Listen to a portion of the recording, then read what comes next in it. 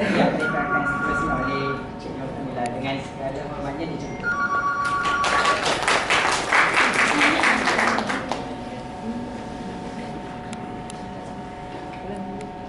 Assalamualaikum and good morning, everyone.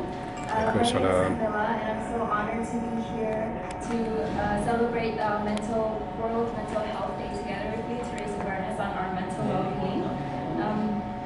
I am here to raise awareness, to be a voice for the young, and also for those who are suffering from anxiety and depression. So today I will share my experience, my story of being a person who's been diagnosed with anxiety and depression, and also why I no longer pretend like I'm okay, which was something that I used to do. So my story began with an anxiety attack. It was in 2017 in December when one day I came home late after work. I was exhausted. I went into my room, I turned on the lights, and I sat on my bed. Is it not loud? Yeah, just a moment.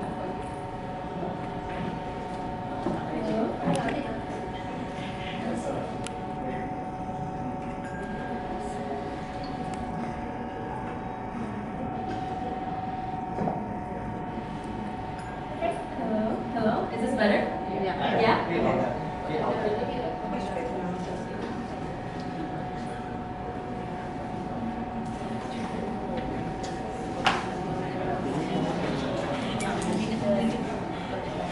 Hello? Is this better? Yeah? Okay, great. So I was saying that I'm here to be a voice for the young and for those who have been diagnosed with anxiety and depression, and I'd like to share with you why I no longer pretend like I'm okay.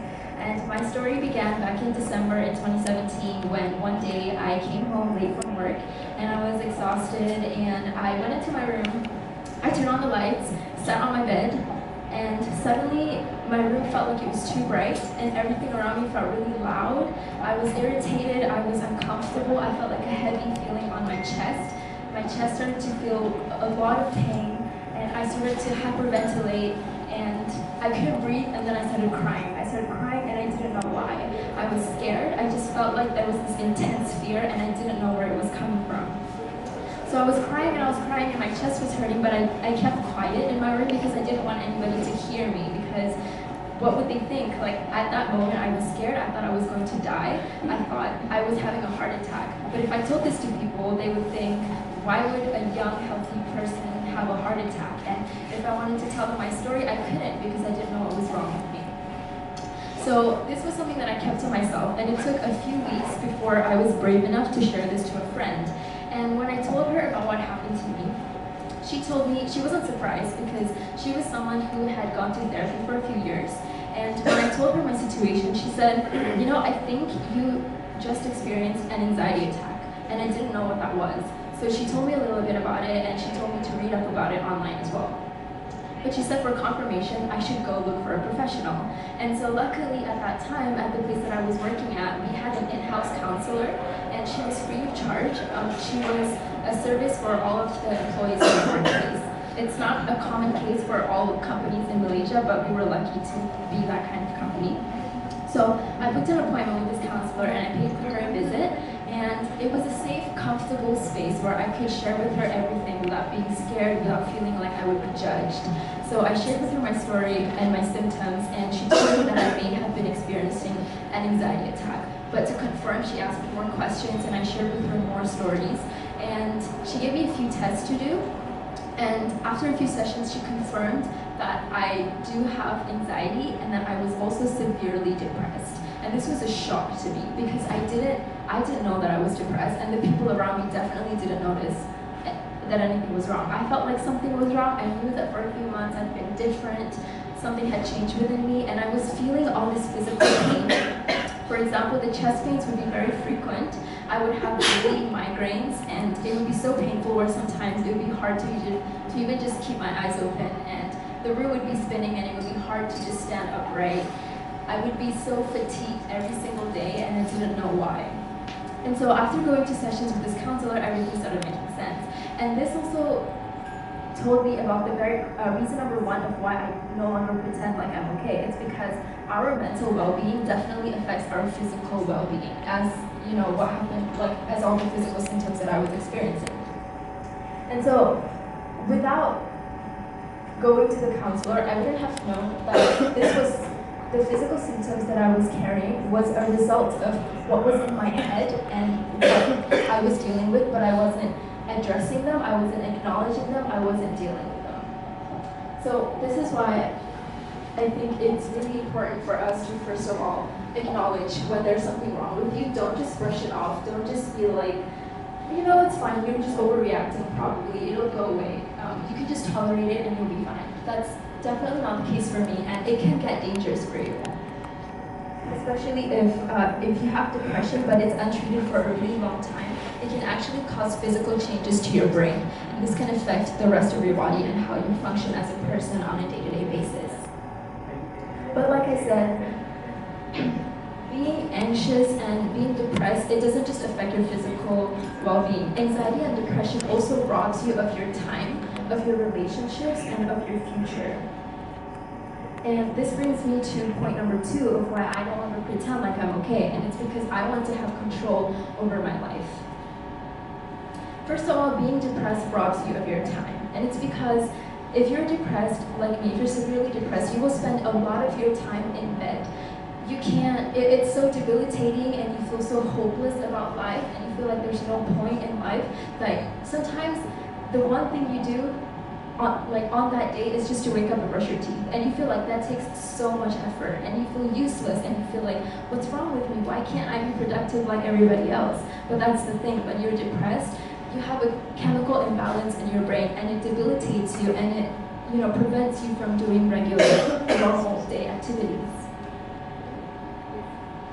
So when you keep to yourself and you keep being confined in a room, isolated from people, not doing anything, it gets worse and it gets worse and you fall into a dark hole and you feel like life is absolutely useless, that sometimes when you go to sleep at night, you wake up the next day and you go to sleep at night and you wish you wouldn't wake up the next day because life just feels really, really hard. The second thing that being depressed robs you of is the quality of your relationships. I have a lot of people around me who want to love me, but I don't let them in. And it's because anxiety and depression, it really debilitates you to a point where you feel like nobody would love you. And you isolate yourself in your room and you don't have the energy and you don't have the effort to maintain relationships and friendships, to a point that I have had romantic relationships and friendships that deteriorate, and they cause me to have really bad panic attacks. For example, one time I lost a friend and I felt really bad about it and I was blaming myself, and because I was also anxious and I was depressed, I was in the shower and I became partially paralyzed and I was just on the bathroom floor and I couldn't move my feet, I couldn't move my hands, I was crying and I couldn't breathe. And this is just, it's a panic attack or it's an anxiety attack, and it happens to so many people, and if you keep quiet about this, it can be really, really dangerous for your life. The third thing that being depressed robs you of is your future. Before I was diagnosed and before I started seeing the counselor, I didn't have healthy coping mechanisms. I didn't know what was wrong with me, so I didn't know how to take care of myself. So at work, I was seriously underperforming. I wasn't meeting deadlines. I was not giving outputs and deliverables that was satisfactory to the standard that my boss required. I wasn't really asking for help from my superiors, for example. And I was scared that I was going to get fired because I felt like I wasn't doing enough.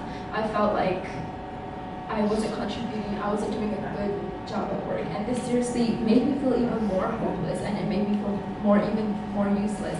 But after going to counseling, the counselor taught me coping mechanism on how I can deal with things at work and how I can change my perspectives and change my thought to kind of take care of my anxiety a little better, and also to cope with my depression. And it got better. Things at work started looking up.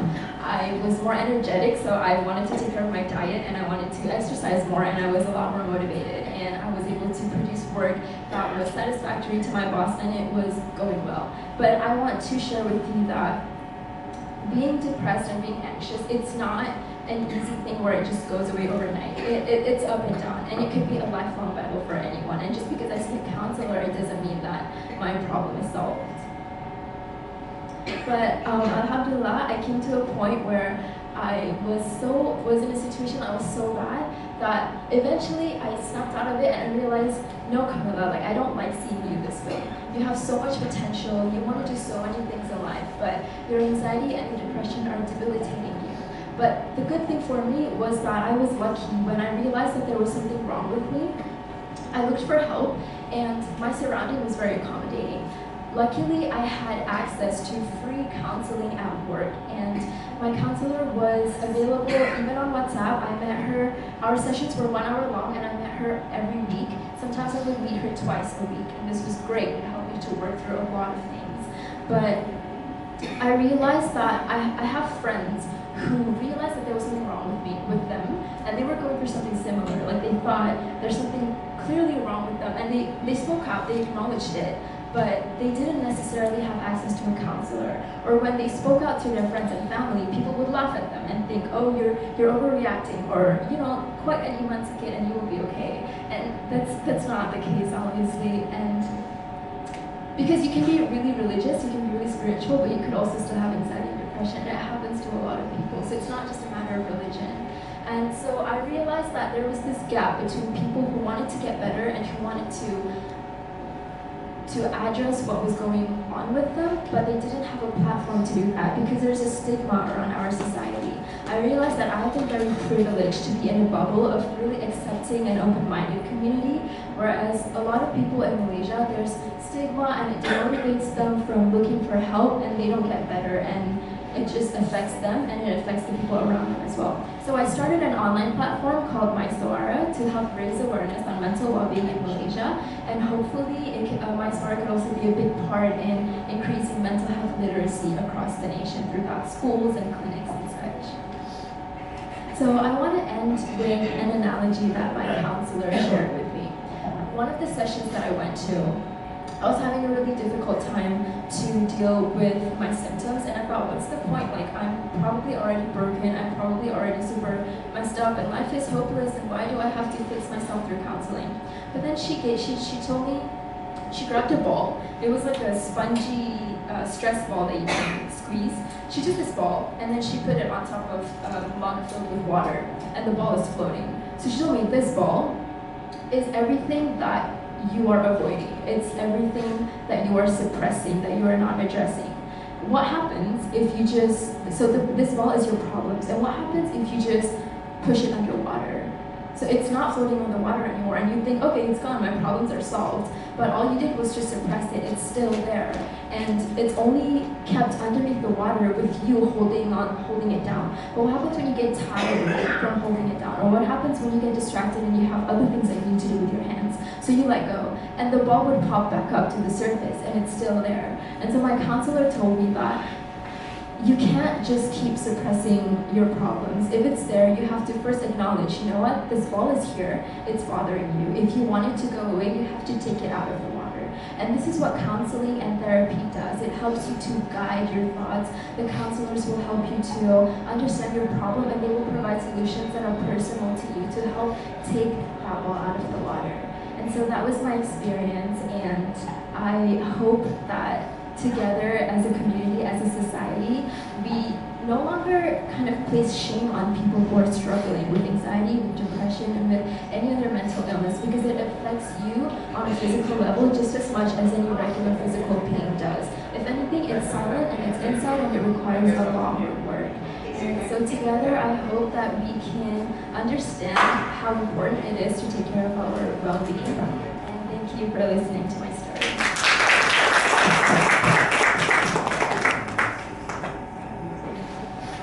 Okay. So we are opening to the floor. When you want to ask any question. Any further question? Do you recommend medication, drugs? I'm definitely, sorry, I'm definitely not an expert, so I can't say if, a Are you drug. going through the time? Do you go and see doctor? I did. At one point, I was severely depressed that I had to go to the doctors, and they subscribed me with pills. It was antidepressant pills, and it was for moments when my my depression levels and my stress levels were at a peak, and and I had to immediately recuperate myself. So the doctor said these pills would help, but you know, medication works differently for different people, and in my case, my body tends to be really, really sensitive to medication, and for that particular pill, it had really bad side effects, where it caused me to feel more stressed. I was super jittery, I couldn't concentrate, and I tried changing the doses based on the doctor's advice, but like to me, counseling and doing cognitive behavioral therapy worked better than medication. But for some people, the extent or the depth of their struggle with depression or anxiety, it requires medication. And I've heard of a lot of cases where medication really, really helps for people. So I can't say whether it's a yes or no. I'm going to ask something that is a bit more step. Sure. There is an example when you are on the drugs, because normally you see doctors just for 5-10 minutes. He give you the drugs that you have to digest yourself. But when you take the drugs, what is your feeling about the drugs? Maybe the doctor like to share about this. Oh, but what is my feeling about taking the drugs that advice on me? I would say that it does alleviate the situation. It does, not alleviate, sorry, it does make it a little better momentarily. But I think it's for me personally, like I said, this is just my personal experience. It's not really a long-term solution because I'm someone who would probably end up being dependent on that drug, and if I constantly turn to it as just, oh, a quick fix, like I'm feeling really bad right now, I need to get on my medication, it could be something that I'm dependent on, and say there comes a time when the drug isn't there, I can't turn to it, then I would panic and it will probably exacerbate my symptoms, right? But in that moment, when I take the drug, it does help to kind of release symptoms a little bit, yeah. Kamila, right? Yes, Kamila. Okay. Thanks for sharing your experience. Really appreciate that. I would like to know, correct me if I'm wrong, are you the founder of Swara? I am the founder of my Okay. Swara, yes. So I would like to know more. What is the core function of your organization? And and can you speak more on Swara? We would just like to know about that. Sure. So my Swara, I only started it about 2-3 weeks ago, and currently it's just an Instagram account. So on this Instagram account, I post videos sharing my personal experience. I invite guests who are currently in the youth group, but I hope to invite people, Malaysians from different walks of life to share their mental illness story. And through these videos, I post them and I hope to spread awareness and I hope to share with people, you're not alone. Don't be scared if you're going through something, because different types of people from all walks of life, doing all kinds of career, all kinds of age, they go through depression, they go through anxiety, so you're not alone. It's the purpose of my Swara in its initial stages is to break the stigma and to spread awareness. And its long-term aspect or perspective of it, I would like to create circles within clinics, within schools, self-initiated circles from youth, from companies, anything, to sort of just have a chat about their mental well-being, have a chat about in their community what is wrong, because some problems can be more specific to age group and some problems can be more specific to gender. So I would like to set up circles, and for like in the long far future, I hope to also play a part in influencing a change in our education system, where we would have topics of mental well-being, for example, more addressed in the curriculum, because I feel like if we want to do suicide prevention, for example, all of this comes with literacy. The people need to teach about this so kids can know about it, right? So we would need to educate not just children and potential patients, but also maybe teachers and schools. So it would be great if my Swara could hold talks, like invite professional experts maybe from your clinic to attend universities and to attend schools to give a talk and raise awareness and literacy on mental health. I hope that answers the question. Yes. Somewhat. Great. And all the best to you. Okay, thank you so much. Is that all the questions? Just when you were going through this, were there support groups and how accessible were they? What did you ask? When you were going through your depression, were there support groups and how accessible were they?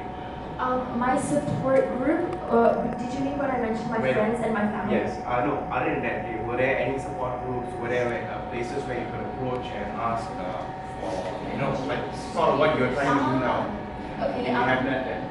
Sure. At the time, I mostly sought the help of my counselor first of all. And when I opened up to my family, they were very understanding and they provided an accommodating environment at home of what I would do. If I wanted to be alone in my room, they wouldn't just come and barge in and ruin the mood or anything. And when I told my friends, some of them may not really understand what I was going through, but they supported me and they asked questions because they wanted to understand me and they wanted to see how they could support me. Outside of these, I felt like that those were pretty good, solid support system. But I also did volunteer work that helps to empower young girls. For example, it's called Project Girls for Girls. And here I made connections with strangers at the time who I became friends with.